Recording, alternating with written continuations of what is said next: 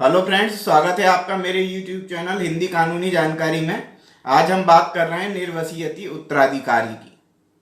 यानी कि कोई व्यक्ति हिंदू पुरुष जो बिना वसीयत किए हुए मृत्यु को प्राप्त होता है, तो ऐसे समय में उसकी जो प्रॉपर्टी है, उसकी जो संपत्ति है, उसको किस प्रकार से जो है उनके उत्तराधिकारियों में बांटा जाएगा, उसके उत्तराधिकारी कौन कौन होंगे, इससे संबंधित जानकारी यहाँ पर हम लेते हैं। सामान्यतः यह सोच होती है कि किसी हिंदू पुरुष की मृत्यु के पश्चात उसकी सारी संपत्ति उसकी पत्नी को मिलती है। यह सोचना बिल्कुल गलत है। किसी भी हिंदू पुरुष की मृत्यु के पश्चात सारी संपत्ति उसकी पत्नी को नहीं मिलती है। उसके जितने भी बच्चे हैं उसको, और उसकी जो माता है उसको वो प्रॉपर्टी मिलती है। उदाहरण के लिए मान लेते हैं कि किसी व्यक्ति की जो है दो पुत्रियां हैं, दो पुत्र हैं और एक पत्नी है। और यदि व्यक्ति मर जाता है तो ऐसे समय में उसकी पत्नी को एक हिस्सा मिलेगा, उसके दोनों पुत्रों को अलग अलग एक एक हिस्सा, और पुत्रियों को भी इसी प्रकार से, यानी कि टोटल 5 हिस्से मिलेंगे। यानी कि 1 लाख की यदि उसकी प्रॉपर्टी हुई तो 20-20 हजार उन सबको मिलेगा, 5 हिस्से उसमें हो जाएंगे। यदि माता भी जीवित है तो माता भी यदि जीवित है तो उस प्रॉपर्टी का 1/6 हिस्सा होगा। यानी कि यहाँ पर जो है प्रथम श्रेणी के उत्तराधिकारी में माता को लिया गया है, लेकिन पिता को नहीं लिया गया है। पिता जो है वो द्वितीय श्रेणी के उत्तराधिकारी में आते हैं। यहाँ पर एक बात और विचारणीय है कि हिंदू विवाह अधिनियम जब लागू नहीं हुआ था, उसके पहले भी प्रॉपर्टी का बंटवारा हुआ करता था। प्रॉपर्टी के उत्तराधिकारी के रूप में इस प्रकार से लिया जाता था। तब एक व्यक्ति एक से अधिक विवाह करता था। ऐसे समय में एक व्यक्ति की एक से अधिक पत्नियां होती थी। तो उस समय में यदि हम उस स्थिति को देखें, मान लेते हैं कि किसी व्यक्ति की 2 पत्नियां हैं, 3 पत्नियां हैं, तब ऐसे समय में क्या उत्तराधिकार उनको किस प्रकार से वो प्रॉपर्टी मिलेगी, इस बात को थोड़ा सा समझने योग्य हम देखते हैं। मान लेते हैं किसी व्यक्ति की 2 पत्नियां हैं, एक पुत्र है, एक पुत्री है। तो ऐसे समय में ये जो प्रॉपर्टी होगी इनकी, वो 3 हिस्सों में बांटी जाएगी। एक हिस्सा पत्नी का होगा, एक हिस्सा पुत्र का होगा और एक हिस्सा पुत्री का होगा। अब आप कहेंगे पत्नियां 2 हैं, तो पत्नियां भले 2 हैं, लेकिन उनका हिस्सा एक ही होगा। उस हिस्से में से दोनों पत्नियां आधा आधा बांट लेंगी। यह उत्तराधिकार अधिनियम का नियम है ये। अब इसमें हम आगे देखते हैं कि इस संबंध में जो है, मान लेते हैं उदाहरण के लिए, यदि माता जीवित है तो माता का एक हिस्सा अलग बनेगा। मान लेते हैं 2 पुत्र हैं, 2 पुत्रियां हैं, एक पत्नी है, एक माता है। तो अब आप देख लीजिए कि एक माता का हिस्सा अलग, एक पत्नी का हिस्सा अलग, 2 पुत्र हैं अपने अपने उनके हिस्से, और 2 पुत्रियां हैं उनके अपने अपने हिस्से। यानी कि 2 और 2 4 और 2 6। यानी कि जो भी प्रॉपर्टी होगी उसमें से 1/6 सबको मिलेगा। यहां पर हमने ये देखा। इस तरह से हमने एक चीज और हम यहां पर विचारणीय बात करते हैं कि मान लेते हैं कि कोई पुत्र है और वो पहले ही मर गया है, उसका पिता बाद में मरा। अब ऐसे समय में जो पुत्र शांत हो गया है, पुत्र की मृत्यु हो गई है, तो अब उसके हिस्से का क्या करेंगे? तो उसका मतलब कहने का ये है कि मान लेते हैं 2 पुत्र हैं, एक पुत्री है और एक पत्नी है। तो पत्नी का हिस्सा पत्नी को चला जाएगा, एक पुत्र का हिस्सा जो है एक पुत्र को चला जाएगा, और दूसरा पुत्र जो है मृत्यु को प्राप्त हो चुका है, अब उसके हिस्से का क्या होगा? पुत्री का हिस्सा पुत्री को चला जाएगा। जो मृत पुत्र है उसके हिस्से का क्या होना है, मैं यहां पर ये बता रहा हूं। तो जो मृत पुत्र है उसकी जो पत्नी है और उसके जो बच्चे हैं, तो जो मृत पुत्र को जितना हिस्सा मिलने वाला था वो हिस्सा उसके उत्तराधिकारी को उतने रूप में मिल जाएगा। यानी कि यहां बिल्कुल वैसा ही होगा कि यदि वो पुत्र जीवित होता, ऐसी स्थिति में जो उसको हिस्सा मिलने वाला था वह हिस्सा उसको मिल जाएगा।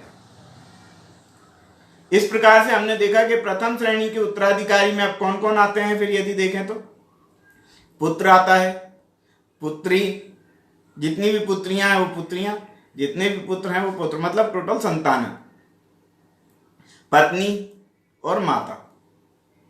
और इसके अलावा में कौन है, पुत्र की विधवा, पुत्र का पुत्र, पुत्री के जितने भी जो है उनके वारिसान वो, यानी कि पुत्री का पुत्र। इस तरह से हम यहाँ पर ये देखते हैं कि ये प्रथम श्रेणी के उत्तराधिकार में आते हैं। अब हम बात करते हैं द्वितीय श्रेणी के उत्तराधिकारी की। मान लेते हैं कि किसी व्यक्ति की पत्नी भी नहीं है, माता भी नहीं है और कोई संतानें भी नहीं है, और संतानों की संतानें भी नहीं है। तो ऐसे समय में, और पिता जीवित है, तो ऐसे समय में द्वितीय श्रेणी के उत्तराधिकारी में पिता है और पिता को सारी प्रॉपर्टी मिल जाएगी। यानी कि द्वितीय श्रेणी के उत्तराधिकारियों में सिर्फ पिता को रखा गया है। अब हम बात करते हैं द्वितीय श्रेणी के उत्तराधिकार का प्रथम जो क्लोज है उसमें हमने देखा कि पिता को रखा गया है, और द्वितीय श्रेणी के उत्तराधिकार में जो सेकंड क्लोज है उसमें यदि हम देखें तो उसमें जो है पुत्री जो है, पुत्री को तो प्रथम श्रेणी में ही रखा है, पुत्री के पुत्र को भी प्रथम श्रेणी में रखा है, लेकिन पुत्री के पुत्र का जो पुत्र है उसको द्वितीय श्रेणी में रखा गया है। इसी प्रकार पुत्री की पुत्री का जो पुत्र है उसको भी द्वितीय श्रेणी में रखा गया है। और किसको रखा गया है द्वितीय श्रेणी के उत्तराधिकारी में? द्वितीय श्रेणी के उत्तराधिकारी में रखा गया है कि जो व्यक्ति है उसके भाई और बहन। द्वितीय श्रेणी के सेकंड क्लोज में है ये। फर्स्ट क्लोज में तो पिता है, यदि पिता जीवित है तो पिता को ही मिलना है, लेकिन पिता जीवित नहीं है तो ऐसे समय में भाई बहन को मिल सकती है वो प्रॉपर्टी उस व्यक्ति के, या पुत्र के पुत्र का पुत्र उसको मिल सकती है, पुत्री के पुत्र का पुत्र उसको मिल सकती है, या पुत्र के जो है पुत्री का पुत्र उनको मिल सकती है। यानी कि कुल मिला के पुत्रों की संतान और पुत्रियों की संतानों को वो मिल सकती है। इस तरह से हमने ये देखा।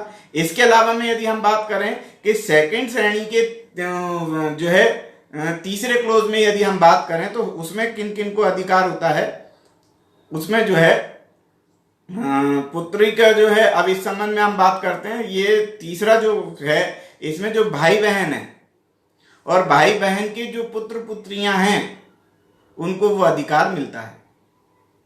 इसमें यदि चौथी श्रेणी मतलब दूसरी श्रेणी के चतुर्थ क्लोज की यदि हम बात करें इस संबंध में, तो इसमें जितने भी, जैसे उदाहरण के लिए दादा, नाना, पिता की विधवा। पिता की विधवा कौन? माता ही तो होगी। ऐसा नहीं है, यदि पिता ने 2 या 3 शादी की हैं तो फिर वो माता दूसरी सौतेली माँ हो सकती है ना, इसलिए। यानी कि पिता की विधवा, चाचा, बुआ, ये चौथी श्रेणी में आ रहे हैं, मतलब द्वितीय श्रेणी के चतुर्थ क्लोज में आ रहे हैं ये। नाना, मामा, मौसी, इस तरह से उसको जो है बांटा गया है। इस तरह से उत्तराधिकारियों के क्रम को निर्धारित किया गया है। तो आज हमने यहां पर यह समझा कि जो है उत्तराधिकारियों को किस तरह से क्रम में बांटा गया है। हम यहां पर ये बात करते हैं कि सन 2005 के पहले इसमें पुत्रियों को शामिल नहीं किया गया था। यानी कि 2005 के पहले जितने भी बंटवारे हो चुके हैं उनमें जो पुत्रियों को कोई हिस्सा प्राप्त नहीं है। लेकिन 2005 के बाद यानी कि 20 दिसंबर 2004 के पश्चात, 2005 ही मान लेते हैं, तो 2005 के पश्चात जितने भी बंटवारे होंगे उनमें पुत्रियों को भी बराबर का हिस्सा दिया जा रहा है। इस प्रकार से आज हमने जो है निर्वसीयती उत्तराधिकारियों की बात की। आज के लिए हम इसको यहीं समाप्त करते हैं। इस चैनल को लाइक करें, शेयर करें, कमेंट्स करें, बेल आइकॉन भी दबा दें ताकि अगली वीडियो का नोटिफिकेशन आपको तुरंत मिल सके। Thank you.